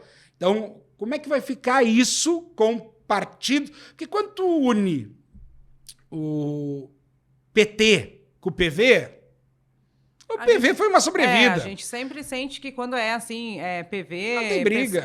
O pessoal com a rede meio uma sobrevida para a rede. Mas, PP e União Brasil no Rio Grande do Sul, no Brasil é diferente. No Rio Grande do Sul, agora PSDB e MDB é algo que eu tenho curiosidade para ver. Acho que pode dar muito certo. Acho que é um caminho necessário para a sobrevivência. Acho que cada vez mais as eleições estão polarizadas. E é a política das redes sociais. Meu trabalho de pós-doutorado, que eu vou defender agora dia 19 de maio na Universidade de Lisboa, é sobre a crise da democracia na era das redes sociais. As redes sociais potencializam as bolhas, o radicalismo, o discurso que dá like, o discurso que dá engajamento. Então é o que tu falou, eu quero ter 1.000, 15.000, 50.000 curtidas. Bom, se tu quer ser um chefe do Poder Executivo, tu provavelmente vai errar ao fazer isso. Porque o que dá esse engajamento é um radicalismo. É um posicionamento extremado que vai ter muita simpatia. Mas isso pode ser para um deputado, isso pode ser para um vereador, isso pode ser para alguém que representa um segmento. Não para quem quer administrar, para todos. Não para quem quer administrar para o município, para o estado ou para a União, mas para a soma dos diferentes grupos e segmentos. Isso pega mal. Então, esse cuidado tem que ter. Eu fico imaginando hoje que com partidos mais à direita, bem situados, com partidos à esquerda, bem situados, numa eleição que alijou e exterminou o centro, o único que sobreviveu foi o Eduardo Leite. Foi o único que não entrou nessa polarização e sobreviveu. E eu falo que sobreviveu porque quase nós tivemos por muito pouco de não ir para o segundo turno, que seria para mim uma tragédia para o Rio Grande do Sul, pela competência, pela qualidade, pelo governo que faz o Eduardo, de equilíbrio, de ponderação. Quando a gente vai aquelas discussões, às vezes discussões de grupo, de campanha, e eu via um posicionamento de alguém, eu me assustava, não, pelo amor de Deus, isso não, isso não, isso não. E sempre vinha o Eduardo Leite e disse, isso eu não faço. Ele tem um equilíbrio, uma ponderação, ele tem um bom senso que é diferente na média da política. E quase não foi para o segundo turno. E no Brasil todo, quem não foi para o lado do Lula ou do Bolsonaro foi alijado, foi exterminado nas urnas. Teve bons candidatos, né, ao legislativo que sempre performaram na política, fizeram boas votações, né? E eu participei de algumas campanhas e realmente, como se fala lá, não deram nem pro fumo, né? Porque realmente foi a esquerda e a direita, os extremistas, surfando ondas bolsonaristas ou ondas do PT. Bom, a Câmara de Vereadores de Porto Alegre, tiraram todo mundo da esquerda e botaram na Assembleia para mim. E começa a ter uma briga na esquerda quanto a isso. Porque tu tem perfis diferentes na esquerda. E esses que se elegeram, vai olhar, são daquela esquerda identitária. Daquela esquerda que talvez não seja de uma esquerda um pouco mais conservadora, vou usar um termo que talvez não seja compatível, mas grandes líderes históricos da esquerda, mas homens, brancos, de elite, não têm tido espaço em eleições. O que tem sido eleitos tem sido essa esquerda mais identitária. E isso começa a dar também ruídos dentro da própria esquerda, começa a ter problema. Mas a verdade é que esses radicalismos, especialmente a eleição majoritária, tomaram conta. É como se estivesse numa sala, dois berrando. Se alguém tentar levantar o dedo, mas olha, veja bem, vamos tentar. Ele não vai ser ouvido. Não, por isso, ele não vai ser ouvido. Quando eu falo que para os municípios, olha, mesmo que o município é pequeno, vocês têm que fazer uma pesquisa, vocês têm que ver como é que é, vocês têm que fazer um grupo focal, aí todo mundo fica, mas como assim? Quando a gente faz ali uma pesquisa que é um grupo focal? De um grupo focal, a gente reúne algumas pessoas e passa ali para elas algumas opções de governantes, né? Normalmente é feito para a majoritária. Algumas opções de governantes para a gente tirar algum tipo de sentimento. As pessoas que estão participando do grupo focal, elas não sabem quem contratou essa pesquisa nem nada, elas já vêm de um outro funil de pesquisas de rua, né, aleatórias, para não ter nada que vincule a um ou a outro candidato. E a gente põe uma tela, fica atrás de uma parede de vidro ali, né? E tem um mediador que fica conversando e passando discursos, programas de TV dos possíveis candidatos, né? E toda vez que aparecia a extrema da esquerda e o extremo da direita, era o mesmo sentimento que aparecia na mesa. Então, no governo do Estado, nós não sabíamos ainda, né, durante a pesquisa se o Eduardo Leite ia ou não, como é que ia ser. Então, nós passávamos alguns vídeos de alguns possíveis candidatos. E tinha cara bom ali, porque a gente teve bons candidatos, né? O Reis, do PP, é um cara que trabalha muito, trouxe muita coisa para o Estado, mas quando ele aparecia na TV, as pessoas não se identificavam, nem o reconheciam muitas vezes, né? E aí, a gente sentiu no grupo focal que a escolha do eleitor, desde o início, era quem era do diálogo. Então, quando eu falo que a equipe de marketing ela trabalha em tudo, então vamos lá. Nós botávamos mais ou menos o mesmo tempo, né, para ser justo, e mais ou menos discursos ou potencial. Vamos falar abertamente o que acontecia. Nós botamos, em vez do Edgar, que não estava decidido, a Manuela, né, e ela sempre faz um discurso muito, muito gritante, muito alto, as pessoas não gostavam. A Manuela tem o mesmo perfil, talvez o Marquesan, muito legislativo, mas não executivo. Então, ela já... ela é boa, mas vai fazer um auê no Estado. Quando aparecia o Onyx Lorenzoni, que foi para o segundo turno com o Eduardo, as pessoas diziam, não sinto verdade. Olha para baixo. Tá se desculpando com Deus por causa do dinheiro. E as pessoas que participam, gente, não é ninguém especial, tá? É qualquer tipo de profissão, as idades a gente varia dentro das pesquisas, dos valores.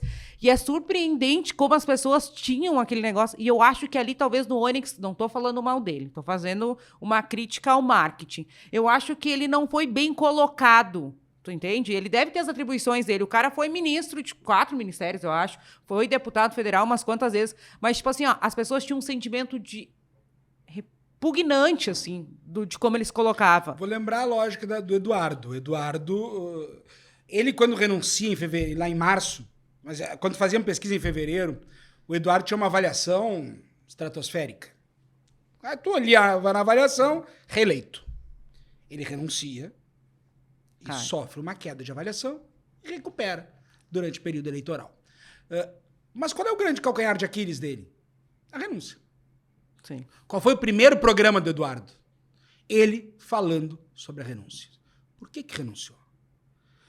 A partir daquele momento, ele deu a narrativa, que é importante. Se explicou. E segundo, mas ele renunciou. Mas eu vi ele já falando sobre isso. Ele já falou sobre isso. Então, de alguma maneira, tu consegue ter um antídoto para aquilo que viria, talvez, como um grande ataque. Isso é fundamental. Às vezes as pessoas tentam esconder aquilo que aparece num primeiro momento como um problema. No mundo da pós-verdade, no mundo que nós vivemos das redes sociais, esqueça esse problema, vai vir à tona. Agora, se não vier à tona por ti, alguém vai dar a narrativa. E tu vai embarcar. Ou tu começa desde o início, deixando bem claro, e aí tem que tomar cuidado como tu vai fazer isso, porque se tu fizer olhando para baixo e não olhando no olho da pessoa, não vai passar verdade. Se tu fizer aquilo como uma desculpa e não como uma explicação dos motivos, das razões, que pode ser errado, pode ser certo, mas era naquele momento fazia, a pessoa não vai acreditar e vai achar que tá se desculpando porque errou. Então, se tu não souber fazer isso, e aí o marketing do Eduardo acertou muito, o Eduardo na mensagem acertou muito, ali tu botou um esclarecimento.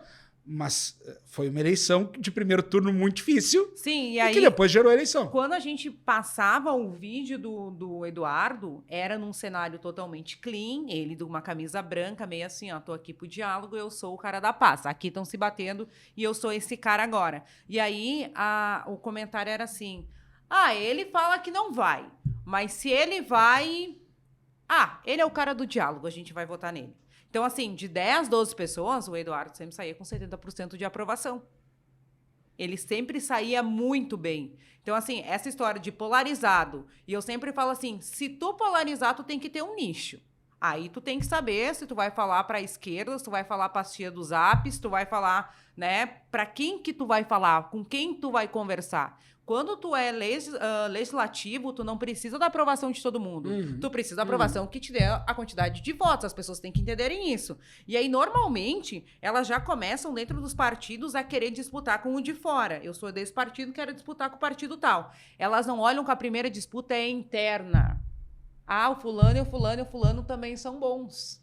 Então, talvez, dentro dessa métrica aqui, eu não sei se eu consigo a quantidade de votos. Então, a gente sempre tem que fazer um comparativo, e a gente faz isso em tudo, né? Em pesquisa, em rede social, em tudo. Primeiro, eu tenho que me comparar com os meus, para saber, porque eu preciso da votação de um nicho, né? E o pessoal, eles não enxergam dessa forma. O candidato, muitas vezes, não se vê assim. Ele quer saber do ataque, ele quer saber... E eu sempre falo, gente... Para executivo, é muito difícil os extremos agora assumirem, principalmente nessa municipal. Até porque, o que aconteceu no estado? Lá no Brasília, elegeu o PT e aqui o PSDB. Quando é que o Eduardo precisou dizer que ele tinha os votos do PT? Ele deu uma declaração falando? Não. Porque eram automaticamente, todo mundo visualizava aquilo, que a esquerda não iria votar na direita. Essa discussão a gente teve, quando chegou assim, o adversário tá no campo da direita, o campo do Bolsonaro. O Eduardo precisa ir pro campo da esquerda? Não. Quando tu tem 3, 4 candidatos, é uma coisa. Quando tu tem um candidato posto num lado, já te botaram no outro. Tu já tá pegando o outro lado. Porque eleição tem isso. No Brasil, limaram o centro.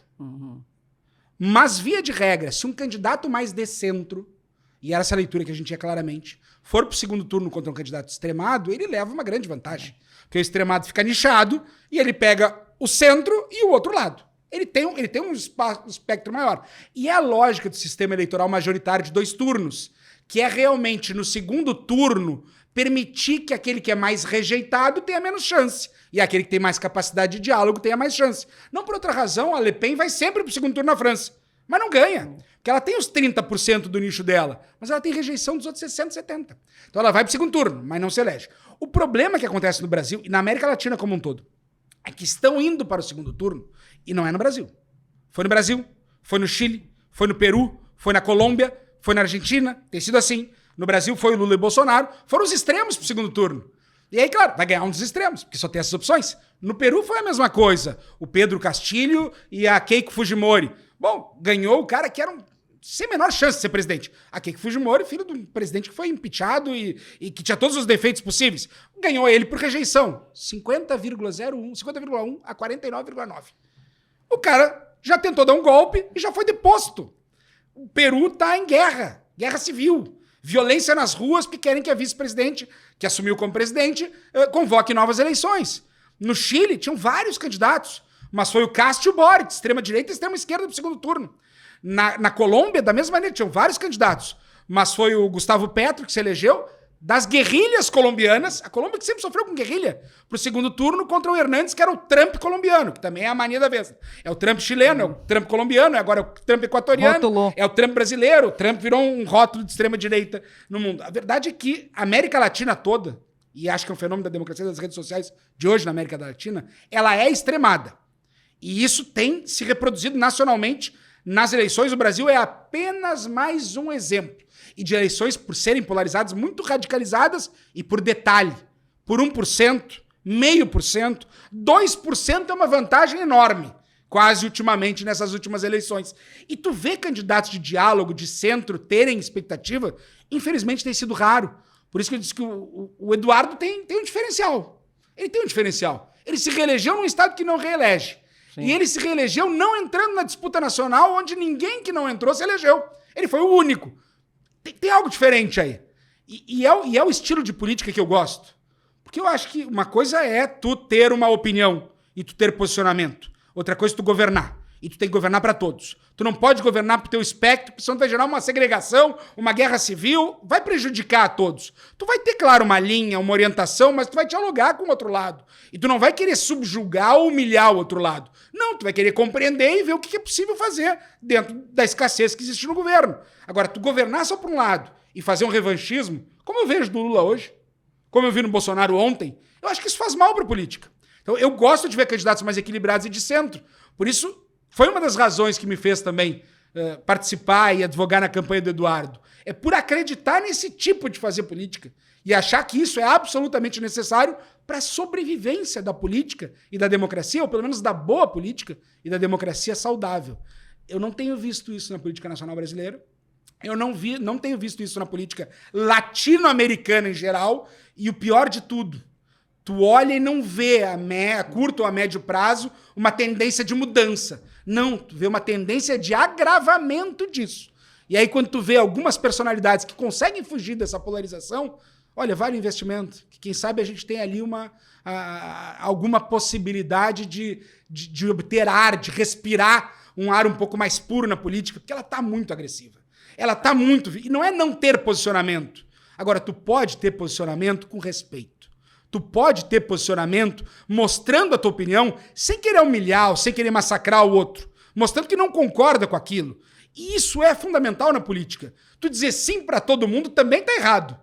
Porque tá faltando alguma coisa. Tu dizer que tudo é importante é porque nada é importante. Tu tem que realmente entender e tu vai ter que dizer muito não na política. Agora, um não bendito, explicando as razões e não mentindo, o eleitor fica até feliz. Eu vi isso em 2016. A gente disse muito não na campanha. E o eleitor disse, foi o primeiro que não me enganou. Foi o primeiro que disse a verdade. Eu até posso tentar, mas olha, não é assim. E as pessoas querem isso. Elas querem uma resposta na realidade, né? Eu falo sempre pro vereador que eu sempre elas falo. Querem respeito. Pra mim, deputado é fácil. O cara fica aqui em Porto Alegre, ou ele fica lá em Brasília, ele não tem o acesso aos eleitores. Agora, vereador e prefeito já é diferente. Os caras batem na tua porta. bairros, sabe onde é que mora, todo mundo se conhece na cidade. Então é muito mais difícil porque tu tá na ponta. Então eu sempre falo quando eu dou indicação para gabinete, cara, responde. Não faz que o problema daquele cara não existe. Não manda o teu assessor falar com o cara e depois nunca mais. Por quê? Porque talvez o problema dele seja um probleminha. Mas talvez mesmo assim tu não possa ajudar. Mas dá uma resposta. O cara vai sair lá e vai dizer, bah, fulano foi legal comigo. Porque pelo menos ele disse pra mim que não dava. Pelo menos ele me sinalizou, eu vou buscar outro recurso, outra coisa. Claro que a gente tem aquela coisa que tem eleitor que acha que é obrigatoriedade de fazer tudo o tempo todo, entendeu? Agora eu que pago o teu salário, é isso aí, vamos lá, vamos fazer. Não funciona assim e não é assim. Porque se fosse assim, não precisava eleger vereador. Aí todo mundo era tomador de decisão, né? Todo mundo fiscalizava. O que eu falo assim, vocês são o quê do município para vereador? Eu fiscalizo o prefeito. Cara, tu não sabe o que é o plano plurianual do teu município. Acontece muitas vezes. Eu já treinei candidato explicando. LDO, plano plurianual, não. Porque os caras vai discutir orçamento, tem audiência pública na Câmara. E o cidadão não sabe, não participa. Quem é que vem numa audiência pública na Câmara da Comissão de Orçamento? Não tem nem noção de como é que funciona. Aí fala assim, eu tô fiscalizando. Aí depois vem uma lei lá, mas eu não sabia dessa lei. Cara, tu é vereador, foi tu que aprovou. Então, assim, eu vejo que é muito despreparo. Uma coisa também que a gente tem, e que o Eduardo talvez tenha essa diferença, alguns municípios conhecem alguns prefeitos que têm também de diferente, é que tem conhecimento. O que é o conhecimento? Normalmente, o gestor, ele é mais generalista. Conheço um pouco de tudo, aquela coisa, porque eu tenho os meus secretários para fazer, para tocar, porque eu sou um só, beleza. Mas a esquerda, ela é muito polida de conhecimento. Querendo ou não querendo. Pro bem ou pro mal, cada um pensa como quiser. Ela é muito punida de conhecimento. A direita, eu não sinto tanto. Eu acho ela mais superficial. Quando eu atendo, eu acho a esquerda um pouco mais organizada, com tudo, tá? Todos os quesitos. Informação, formação, tudo. E a direita muito superficial. Quando nós vamos pro embate, a gente nota muita diferença, que a esquerda parece que ela é mais preparada. Mas mesmo assim, no executivo, ela não consegue. Sabe os números. Sabe os números. Essas informações. Mas mesmo assim, ela não consegue, tu entendeu? Ela não consegue fazer aquela performance. É a mesma coisa que eu falo, e aí não sei se aqui em Porto Alegre acontece, mas é sobre a questão de tu vai ser sempre vereador, mas prefeito tu não vai ser. Falam historicamente que a política e a Perfis, né? Isso, Valências. A política e a religião não se misturam. Se misturam sim. Se misturam sim. Os municípios sabem disso. Porque tem município lá, católico, tem município evangélico luterano, que ele não deixa outras religiões, caras de outras religiões, administrarem o município. E aí eles unem, pode ser dois opostos que nunca se falaram, eles unem e elegem aquele cara mais honesto. Por isso que quando eu sento com alguém que quer ser prefeito, eu disse, e aí, como é que é? Que religião que tu é? Mas por que tá pedindo isso? Porque isso é uma maneira de tu conseguir já gerir, porque tu tem que saber. Tem que saber as fraquezas, a potencialidade, tem que fazer uma matriz SWOT ali para ter uma ideia de onde é que estão as ameaças, onde é que estão as oportunidades. Tu tem que compreender, aí a gente que faz campanha muito no interior, ovelha não é pro mato. Então a gente vai ter gente que tem uma valência mais, talvez, legislativo, menos de executivo. Tem que compreender um pouco isso, quer dizer, tudo isso faz parte de analisar o perfil e ver se há um espaço ou não. A gente viu muita gente que deu passos e foi para um executivo sem ter condições, e isso talvez tenha acabado com vidas políticas, com carreiras políticas, que poderiam ter uma certa longevidade numa outra atuação, mas que foram para algo que não estariam preparados para aquilo, e isso gera decepção. E aí, muitas vezes, quando faço avaliação, eu falo, vai ser sempre vereador. Pode concorrer 10 mandatos, 15 mandatos, vai ser sempre vereador. Que sempre não é um demérito, né? Porque também é uma função importante. Agora, eu sempre falo que não tenho essa coisa de concorrer, não é uma coisa. Mas eu gostaria muito, se eu fosse, eu queria ser legislativo, não executivo a isso. Por quê? Porque legislativo é fácil, né, cara? Tu vai lá, traz a demanda... No prefeito, no executivo, e aí depois tu vira as costas, resolvido, porque o cara resolveu. Quem dormiu com o problema foi o executivo, né? Por isso que eu prefiro executivo, porque infelizmente a política do legislativo hoje virou, e é quase de sobrevivência mesmo, de tu tem que ter um discurso muito forte, de que tu tem que aparecer, de que tu tem que quase pendurar a melancia no pescoço, acho que já penduraram. Tu tem que fazer coisas que chamem mais atenção ainda. Eu acho isso vazio, e eu acho que isso deve ser frustrante. E o executivo não, né? O executivo, tu tá apagando incêndio o dia inteiro, tu não tem nem tempo de pensar, tu vai ter que fazer, tu vai ter que agir, tu vai ter que transformar a vida das pessoas. Eu gosto do executivo, que é transformador, que é motivador nisso.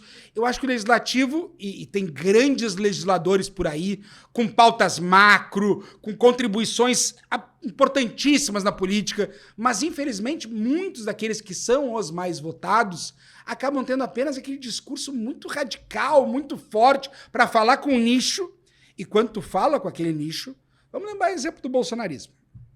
O bolsonarismo... O Tarcísio, grande representante do bolsonarismo, se elegeu em São Paulo. Ontem quebrou um negócio lá batendo. Foi conversar com o Lula. Ele é governador de São Paulo. Não é governador dos bolsonaristas de São Paulo. Foi conversar com o Lula. Os bolsonaristas...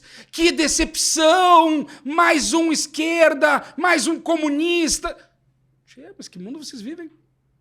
Em que mundo vocês vivem em que o sujeito não tá ali para ser ele, a sua vontade ou o que ele pensa? Mas o que for melhor pro estado dele. Senão ele tá no lugar errado. E tu bota um governador, ou tu bota um prefeito, que vai falar só aquilo para aquele público. Bom, tu vai esquecer o resto do município, tu vai esquecer o resto do estado, tu vai fazer mal, porque tu vai brigar, o recurso não vai vir, e os estados e municípios são dependentes do governo federal, e tu vai fazer mal pra tua população. Tu vai fazer mal pra quem tu te elegeu pra defender. Eu sempre falo, olha, quando o deputado assina a emenda lá, a emenda não tem partido. A emenda não existe, ela vem para o município, ela não é de partido. Então, eu não quero visitar o gabinete do deputado tal, que ele é tal. Olha, o dinheiro tá lá e tá circulando. Eu sempre falo para vereador, bota o sapatinho, pega uma passagem para Brasília de direito, vai lá, vai passar, vai visitar 300 gabinetes? Vai, porque o dinheiro tá lá, vai vir para alguém. Se o teu network vai ser melhor, não sei o que vai acontecer. Mas tu tem que buscar recurso. E o recurso, quando chega no município, ele não é de um partido. Claro, a gente passou daquela cena, quem trabalha com política sabe, né? Que quem entrega ao vereador do partido. Ele leva um papel em branco, alguma coisa que tá aqui a emenda. A emenda e aquela coisa, né? Eu sempre falo assim, não me vendam fake news de emenda, porque é muito fácil descobrir. Porque tu promete, o povo fica esperando. Porque município pequeno, mandar uma emenda de 250 mil, o cara tem 2 mil eleitor e é pra uma... Olha aí, eu tenho que acabar, né? Não, e tu manda... E é pra uma ambulância? E tu manda 200 mil pra fazer um posto de saúde num terreno que não comporta um posto de saúde. E num posto de saúde, tu precisa de 2 milhões. Tá, mas eu não tenho os outros 800 e talvez não seja a minha prioridade ter um posto ali. Porque eu tenho um outro que talvez eu consiga fazer umas reformas e fique melhor. E aquela emenda vai vir e ela é quase um problema pro gestor. Sim, porque o cara não tem onde colocar, o descritivo dela é para aquilo ali, não vai executar, no final do ano o dinheiro retorna aos cofres e aí babaus, né? Quem tiver melhor projeto, quem tiver inscrito... Não, mas eu mandei tantos mil para tal município, e veio o discurso político e o fulano lá perdeu esse dinheiro. É isso aí. O fulano lá não usou esse dinheiro. Bom, pra gente encerrar agora, que o bate-papo com o Paim é sempre muito bom, né? Fora das câmeras também, todo mundo sabe. Paim, vamos lá. A eleição, ela vai ser, tu falou antes, 6 de outubro.